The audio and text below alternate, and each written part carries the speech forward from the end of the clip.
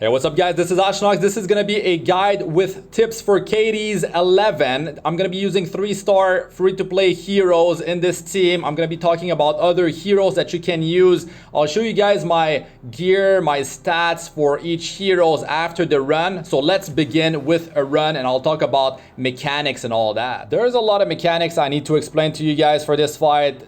The wave 1, it's just one monster. You apply one debuff or more, he counterattacks whoever is attacking him.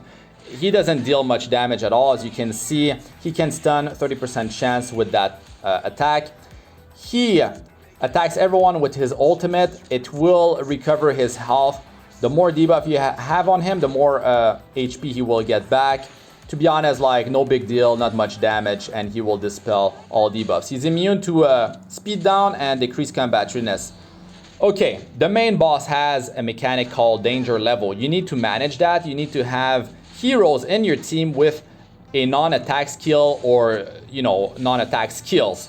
So every time you attack the boss, it could be a duo attack, guys. It's important that you know this. If your hero gets called in a duo attack, or you're bringing like a hero like Tamarine that triggers duo attacks, then it will increase the danger level of that hero that's attacking. So be careful, because when you reach danger level 3, things start to get out of control, especially 4, and you don't want to reach 5. 4 is already like, playing with fire. The effectiveness of damage based on the target's max health is cut in half. 50% effectiveness on that. Daydream Joker or Bellona and Soul Bad Guy, you would not be using those heroes in here because they don't have a non-attack skill. If you apply 4 debuffs or more on this boss, he will dispel them and he will get attack and defense buff for 2 turns. So watch out for that, and you can dispel those though if it does happen. I will explain the danger level as I explain other stuff. The adds, they attack the hero on your team with the highest danger level, the boss as well. And the adds, they call the boss in a duo attack every time they attack. So that's an issue. You could apply speed down on them. You can apply attack break on them and the boss, decrease hit chance, like ways to cripple them if your gear level is not so high. This is the main attack of the boss, and he destroys your max health. 3% of your maximum health every time he uses this. And when he gets called in a dual attack as well, it penetrates target defense as well. And his ultimate, Earthquake, he has this at the start of the battle, and he applies restrict and decrease speed for 2 turns on your whole team. He dispels your buffs as well, and he destroys your maximum health. 7% of your max health gets destroyed. He recovers his own health, 18,000. I've seen multiple times. Penetrates the target defense as well. And he is immune to speed down, he's immune to poison, decreased combatriness, debuff transfer, as well as debuffs that most bosses are immune to. The adds, they are immune to stun, sleep, provoke, and combatriness reduction, and they will be attacking the hero on your team with the highest danger level.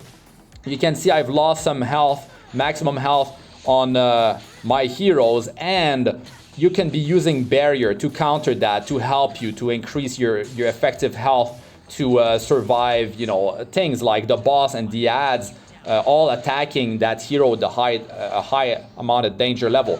And danger level increases the amount of damage that you take, 10% per damage level. So that's something to remember, and it's important that you don't increase it too high. At danger level 3 and more, he will start dealing damage that is based on your danger level and your maximum health, and it ignores your defense. It starts to spiral out of control the longer the battle lasts, and especially when you have skills on a long cooldown. So the best is to have heroes with a 3-turn non-attack skill, or 2 non-attack skills, something like that. When you have a non-attack skill of 4 turn, it's more risky, especially if you get called in a dual attack, because it will increase your danger level. When you have a 5-turn non-attack skill, it can be dangerous. Falconer Clary, she's tanky, at least she can sustain herself. You can see her sustain is actually quite good. Ian here, his damage is like inflated because he does AoE with skill 3 and it hits the ads, which we don't care about. Glenn's performance is very good in here. So let me talk about, you know, show you guys my stats, my gear, and talk about other heroes that you can use in Caides 11. My runs usually take about 4 minutes. These are the stats and the gear of my heroes. Angelic Montmorency, you can have like 170% effect resistance if you want to resist the speed down and restrict, but I mean, she's gonna be cleansing them eventually. And if you want her to heal your team more often, just get more speed, Rod of Amaryllis is working out just fine for me. And now for the other heroes, Falconer Clury, that's my stats and that's my gear. To be honest, like just get, you know, 55% effectiveness is going to be plenty. More than that is a waste for stage 11 of Caides. For higher stages, whenever they get released, I mean, you can build it up to 65% for stage 13. So she's on Aureus. It's good to, you know, increase the survivability of the rest of your teammates. And the defense increase is great as well on that. And just get more speed on her. You know, she's gonna be going faster, using that defense break more often, increase her defense and health so she can just survive better, basically. These are the stats of Ian. He doesn't even have 100% crit chance. To be honest, like you could increase your effectiveness to 55% if you're desperate to land that decreased hit chance debuff. It's more important to have it on Glenn, I think, for the defense break on skill 1. Daydream Joker is great to speed up the battle, even though it's only 50% effective. If you have Prime surviving, Aureus on your knight, and well, you could be trying to increase your defense and health on Ian and Glenn. If Glenn is your only defense breaker, aim for 55% effectiveness. Since I have Falconer Clury, I don't have to worry too much about it because, I mean, she will have 55% effectiveness. The only time is you can get it resisted when that 15% innate resist triggers. You know, you can't do anything about that. Let me quickly talk about heroes that are going to perform well in Caides. So there is Captain Ricorus with a non-attack skill. Yes, it's 6-turn cooldown, but it reduces the cooldowns of everyone in the team by 1 turn.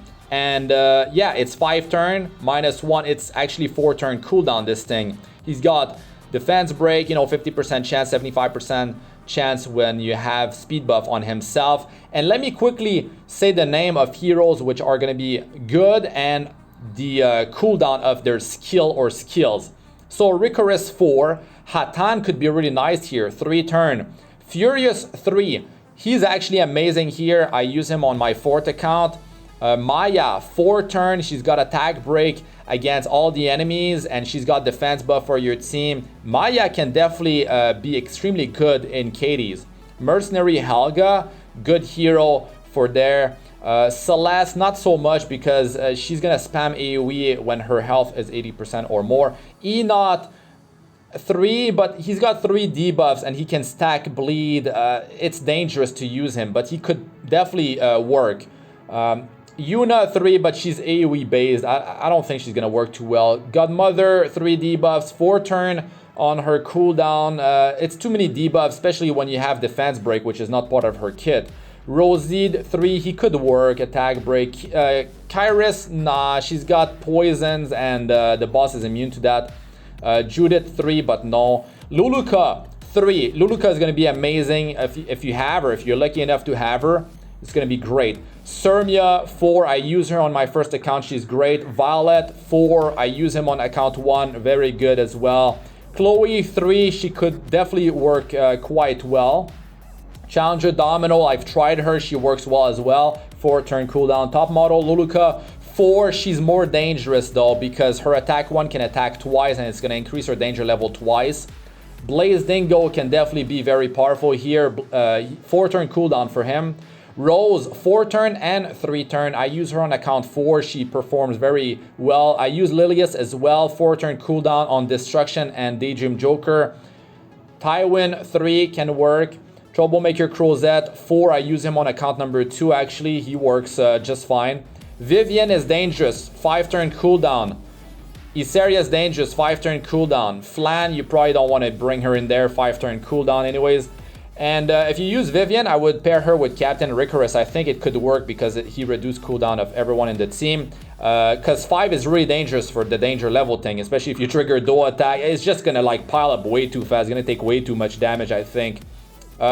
Soul Weavers, like Rowana is definitely a hero that can stabilize your group because the ads are doing duo attacks, right? And she's gonna be healing from those extra attack. So she can definitely work. Most Soul Weavers will do good in Caides. I mean, Tamarine triggering duo attack is not always good if you don't have a short non-attack skill on whoever is gonna get called. So be careful about that for the, you know, to manage the danger level. Let us know what you guys think about Caides 11 in the comment section. What type of team composition are you running? How long are your runs? Let us know about your success rate as well. That's gonna be it for this one, guys. If you enjoyed the video, don't forget to smash that like. If you loved it, consider subscribing to the channel. I'm Astranox. Good luck with all you do. Peace out for now.